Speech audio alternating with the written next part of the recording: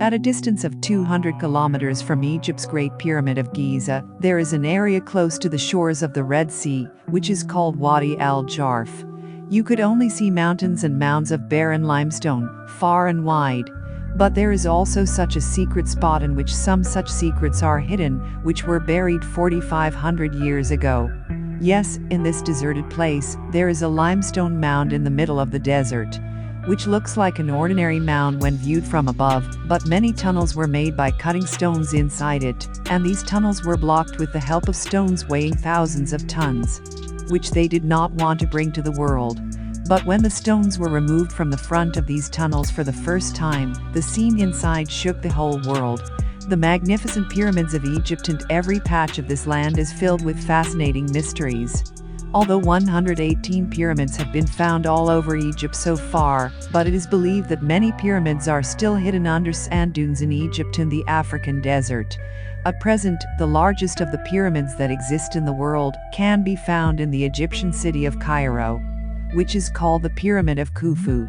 This 480 feet high pyramid was built by Egyptian King Khufu, whereas next to it, this 450 feet high pyramid was built by King Khafre, son of King Khufu, during his reign. Surprisingly, 2.5 million square and rectangle blocks of limestone were used to make each pyramid, and the weight of each block is said to be 2,500 kilograms.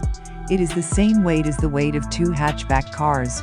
Carrying so much weight to a height of 480 feet and keeping each block at the perfect angle is a task which in today's era can take many years to perform, even with the help of machinery. So imagine how this work would have been done 45 centuries ago without machinery? This is such a mystery which has kept the world puzzled for the last many hundreds of years. The place where these pyramids are built was once a flourishing city of ancient Egyptians. But then, due to unknown reasons, this entire area got submerged under several feet of sand. In the year 1798, when the French military leader Napoleon came to capture Egypt, that time the pyramid and the Sphinx were buried more than halfway through the sand. Excavation work continued for the next 100 years to remove sand. And for the first time in the 1980s, a major discovery took place here. Near the Pyramid of Khafre, the skeleton of the workers were found who built Khafre's pyramid. After inspecting many skeletons, it was found that these people were not slaves because they were given good food and were given medical treatment. These workers were buried near the pyramids as a mark of respect for building their king's pyramids. Unfortunately, after the death of King Khufu, this place was at the mercy of the grave robbers for many years. For this reason, neither any papyrus, i.e. a written document, was found from here, nor any such evidence was found, from which it can be concluded that when and how these pyramids were made. Even many statues of other Egyptian kings and their mummies were discovered. But with time neither any intact statue of King Khufu is left, nor did the robbers spare his mummy. Only a finger-sized statue of King Khufu was found, which is kept in the Cairo Museum. To know the Egyptian King Khufu and his life in detail, it was necessary that investigations were done outside Giza. Archaeologists found an old seaport on the coast of the Red Sea, at a distance of 200 kilometers from the pyramid site, which was suspected to have been used during the reign of King Khufu. This broken structure found near the sea was so big that several hundred people could live and work comfortably in it. When this area was thoroughly inspected, boat anchors were also found from inside the sea. In that era, anchors made of stones were used to dock big boats by tying ropes through them. Stone anchors with holes were found in large numbers, which proves that 4,500 years ago it used to be a seaport for ancient Egyptians. If this was a port, then obviously the boats, or their parts, that used to sail here would have been kept somewhere nearby. And the experts were looking for those boats only. After many years of hard work, Egyptologists finally found several tunnels dug with great skill inside a mound of limestone, a few kilometers away from the port, whose entrance was blocked with the help of big stones. The probability was high that this was the place where ancient Egyptians used to hide their boats from robbers. But the archaeological team had no idea at all that from here they are going to get some special evidence even greater than the boats. When the stones were removed from the entrance of these tunnels, the scene inside was something which no one had seen it for the last 4,500 years. No whole boat was found in this very large and spacious storeroom-like tunnels, but many parts of the boats were definitely found. Apart from these parts, the name of King Khufu was also found written on many stones here. The French Egyptologist Pierre Talat is well aware of this name, as he had seen this name on many hieroglyphics before. What was written on it means, "May our god Khufu protect us." The ancient Egyptians considered their king to be God, and wherever they used to work, they used to write the name of their god, i.e. king. This name is written on the stone was a sign that this ancient storeroom was used during the period of King Khufu. When a detailed investigation was done in this secret storeroom, surprisingly a dilapidated papyrus was also found here, which was buried under a heavy stone. Papyrus is a thick paper made from the papyrus plant. In those days all the paperwork was done on these papyri. Egyptologists and their team who came here to search for boats, but now he had got a very important document. And it is also necessary to tell you here that it was the oldest papyrus found all over the world till date. To understand what was written in this document, it is necessary to restore it first. After 6 years of hard work, when it was restored, it showed glimpses of the King Khufu's era. The author of this papyrus was a supervisor named Mirror, who worked for King Khufu. It was a kind of record book in which the supervisor used to write down whatever work he did with his 40 workers. Ancient Egyptians used graphics in their language.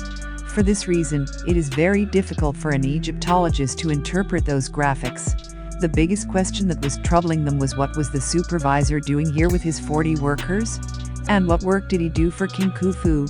After many years of hard work, it was learned from papyrus that a supervisor named Mirror used to unload the copper from the boat and transfer it to the Nile River with the help of donkeys.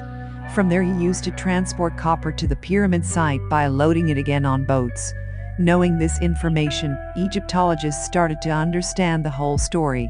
There was no iron in that period, that's why Mirror and his team used to sit in boats and go across the ocean to the Sinai Peninsula. A lot of copper is still found in Sinai, and after loading the copper from there, they used to come back to the port. He used to carry copper on the donkeys and carry them up to the Nile River, from where they used to load them again in boats to deliver them to the pyramid site. Egyptologists believe that they used to deliver so much copper in just one expedition that it was enough for the next 2 years. And for these 2 years they used to disassemble their boats and put them in this secret storeroom of Wadi al-Jarf. But the question is, where was the copper used in the construction of the pyramid? Whereas only limestone and granite is seen here. Actually, with the help of copper, they used to make tools which were used to make blocks of limestone. Large mountains of limestone are present at a distance of a few kilometers from the pyramid site. And this place is called Tura. Egyptologists have found a lot of evidence from this place, which shows that limestone blocks used in pyramids were brought from here. But how? How 2.5-ton blocks were cut out from the mountain, and that too in perfect shape? To know this, it was necessary to experiment with the help of the copper tool itself. A team of archaeologists defined their work area by first drawing the shape of a block on the limestone, and then started cutting it with the help of copper tools. At first it seemed quite difficult to cut limestones, but then the water was used. After sprinkling water, it was noticed that the speed of cutting limestone has increased by 5 times. It took 8 days for 5 workers to cut a block. But archaeologists believe that because the ancient Egyptians were experienced, they would have completed this work in 4 to 5 days. Egyptologists and archaeologists could see the mystery of the construction of the Khufu's pyramid being solved. By finding one important document, they got to know from where the copper was imported, how a team of 40 workers with their supervisor used to hide their boats in the secret storeroom in Wadi al-Jarf, and how large blocks of limestone was cut with copper tools. The team of experts now wanted to know that after cutting down the blocks of limestone, how did they carry them at the height of 480 feet to the top of the pyramid? Unfortunately, no such clue was left behind in the pyramids that would reveal anything. For this reason, even to find out this, there was a need to find evidence outside the pyramid site. At a distance of 30 kilometers from the pyramid site in Giza, the location of Hatnab exists amidst the scorching heat of the desert. Here the team of archaeologists found the place from where the ancient Egyptians used to cut a special type of stone to make the statue. This stone is known as Egyptian alabaster. using which the Egyptian kings used to get their statues built. To make such a big statue, obviously big stones were cut from here, and that too in one piece. A team of more than 100 workers and archaeologists had come here to know how this special stone was brought up from several feet below the ground. This site was also very special for the archaeologists, because here also the name of King Khufu was found in several places. There has been no work on this stone quarry for the last 45 centuries. Because of this, a lot of sand and debris has gathered here with the passage of time. But experts are very hopeful that they will definitely get some solid information from here. The excavation work continued here for several months, but apart from the rubble, nothing could be found from here. But finally, the day came when the first clue was found here. Several feet below the ground, a formation like stairs and a ramp buried under the rubble become observable. After further excavation, some unique pits also emerged on the stairs. Stairs on both sides, ramp in the middle with a slope of around 25%. And why were the unique pits on the stairs created? Experts believe that all this was made only to carry the stone coming out of the quarry up. After much deliberation, it was concluded that logs of wood were inserted in these pits. Large blocks of stone which were tied with ropes, and that rope used to twist through these wooden logs, due to which it was easy for the workers to haul the stone. It can be assumed that this wooden log was used as a pulley. You must have seen the pulley system in modern cranes and lifters too. By using a pulley, the load on the motor of the crane is reduced by up to 50%. It is now quite clear that a block of stone was placed on the middle ramp. Whereas on the stairs on both the sides, the workers used to haul the stone block up with the help of ropes and wooden logs. While sand may also have been used to reduce the friction of the stone block. Archaeologists and experts had now solved the mystery of carrying thousands of kilograms of stone blocks up to a large extent. If at the location of Hatnop, the same method was used to lift the stone block from the stone quarry, then there is a high chance that similar ramps would have been made during the construction of the pyramid, and the limestone blocks might have been hauled up like this. Viewers, it has been 4,500 years since the Great Pyramid was built, and for the last 300 years, they have kept the whole world puzzled in different mysteries. Of course, archaeologists and experts have known a lot about these pyramids. But even today, the construction of the pyramid is considered to be the biggest mystery in the world. The research is still going on. Hope you will like and share this video of a lot. Thank you so much for your loving comments. See you in the next awesome video.